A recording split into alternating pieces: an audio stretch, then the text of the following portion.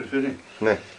Λοιπόν, Λίγο σύντομα για να ήρθα προλάβω. και τον είδανε, Κυριλία, τι κάνεις χθε? Να, εδώ λέει, κάθομαι εδώ, συμμαζεύουμε λίγο, τέλος πάντων.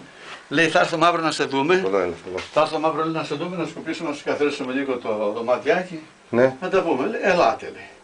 Έρθα την επόμενη μέρα εδώ πέρα και βλέπω σκουπισμένα, καθαρισμένα. Μια πεζούλα έχει και ένα ζακάκι εκεί πέρα, ο Θεός σε φυλάει. Τέλος πάντων, εξυπηρετούσε τον άνθρωπο. Και λένε, τι είχες με σταφιωρέους, λέει.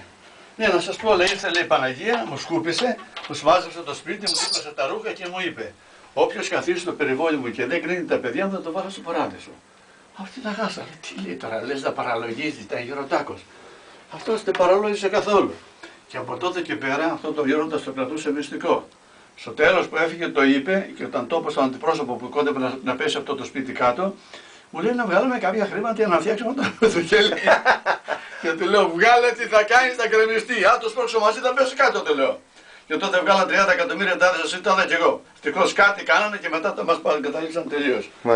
Ευλογία λοιπόν εδώ πέρα για το κελί, Παναγία, Ευλογία, δεν λαστήρονται. Παναγιά μου βοήθησε μας και εμάς και όλο τον κόσμο. Αμήν. Λοιπόν, ευλόγησε ο Γέροντα. Άντε, τα πήρες τώρα.